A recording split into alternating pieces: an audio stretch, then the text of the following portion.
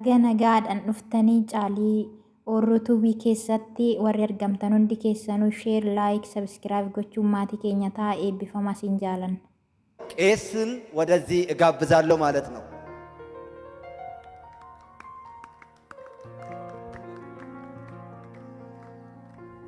እንግዲህ ሁላችሁም ታስታውሳላችሁ በ2016 ዓመተ ምህረት ቄስ በእኛው በክራይስት አርሚ ዓለም አቀፍ ቤተክርስቲያን አዲስ አበባ አጥቢያ ላይ በእግዚአብሔር ሰው ነብዩ ጩፋ በኩል ጌታ ኢየሱስን እንደ ግል አዳኛቸው አድርገው በመቀበል የእግዚአብሔርን መንግስት በእርግጠኝነት የተቀላቀሉ ቄስ ናቸው። ቄስን የተለያዩ ጥያቄዎችን እጠይቃቸዋለሁ። ከዛ በፊት ግን ሙሉ ስማቸውን ያስተዋውቁልን። ለኦርቶዶክስ ምርኮ ሳደርግ የነበርኩ አባ ገብረስላሴ በርሄ ወይም ወልደ ሳሙኤል እንደምባለው ስሜ ብዙ ጊዜ በዚህ በፕሮቴስታንት ዓለም ላይ ታወቅ ይችላል። መምህር አባ ገብረስላሴ ነው የምባለው። ደስ የሚል ነው። በጣም ብዙ ጥረት አድርጌ በብዙ ስቃይ ነው እዚህ የመጣሁት።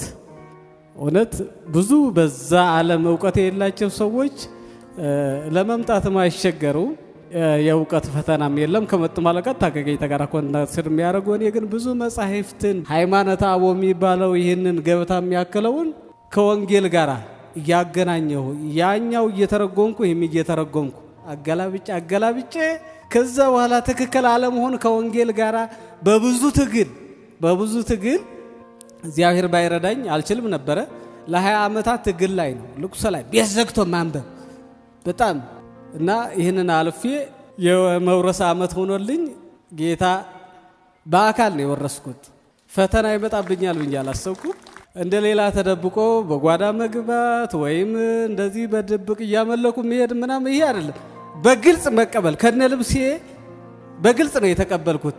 ምን አገባቸው በእኔ ህይወት ማንም ሰው አያገባውም። ክራይስት አርማ አላውቅም። እግዚአብሔር ነው ወደዚህ መርታ ያመጣኝ። እንግዲህ መምህር ሁለት ጥያቄዎች ነው የሚኖሩኝ።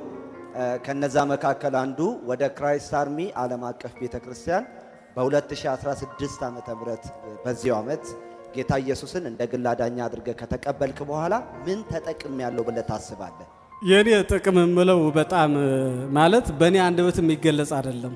እዚህ ሁኜ ሰማይ የተቀመጥኩ ሰው ነኝ። በሰማይ በክርስቶስ ስፍራ የሚገርማችሁ ነገር በክርስቶስ በሰማያዊ ስፍራ በመንፈሳዊ በረከት ሁሉ ተባረኬ እዚህ ቁጭ ብዬ በሰማይ የተቀመጥኩ ሰው ነኝ እና እግዚአብሔር በአካል ነው የወረስኩት።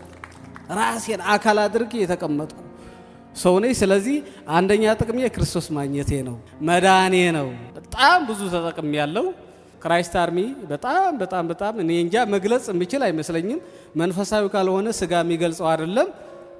ደህንነት ተምሬ ጨርሴ ተጠምቄ የው ደቆ መዛሙርትም መምህር ተቀጥሮልኝ ለብቻዬ በግሌ በአንድ ክላስ ላይ ቁጭ አድርጎ የሚያስተምረኝ አንድ መምህር በዶ ክራይስት አርሚ ነው የሚያስተምረኝ። ደቀ መዛሙርት እየተማርኩ ነው፣ እየጨረስኩ ነው ያለሁት እና ከጌታ ጋር ጊዜ እየወሰድኩ ነው። መንፈሳዊ ጊዜን ከመንፈስ ቅዱስ ጋር ደስ እያለኝ ከእግዚአብሔር ጋር በአካል እየተገናኘሁ ነው። መንፈስ ቅዱስ እየመራኝ እንዴት መጸለይ እንዳለብኝ፣ እንዴት መዘመር እንዳለብኝ ብዙ ሀሳቦች አሉ ውስጤ ላይ። ስለዚህ ጊዜ በመውሰዴ ሆነ ቤተክርስቲያኗ ከጌታ ጋር ሆና አንዋሪው ጌታ ያኖረዋል፣ ነዋሪው ጌታ ያኖረዋል የሚለው ነገር ስለመረዳ ይህን መረዳት ያው በስጋ ስላልሆነ ያን ሁሉ ስላለ በዛ እግዚአብሔር አግኝቼ መንፈስ ቅዱስ እየጠጣሁ ነው ያለሁት።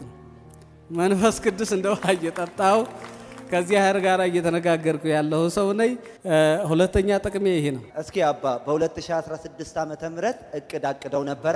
ካቀዱ ደግሞ እቅዱን አሳክተዋል? በ2017 ዓመተ ምህረትስ ምን አቅደዋል? በ2016 ዓመተ ምህረት አንደኛው እቅድ ጌታ ማግኘቴ ነበረ፣ አግኝቻለሁ። ብዙ እቅዶች አሉ በጭንቅላቴ ላይ የሚመላለሱ። በእኔ የተሳሳቱ ብዙ ትውልዶች አሉ ወደ ሰይጣን ዓለም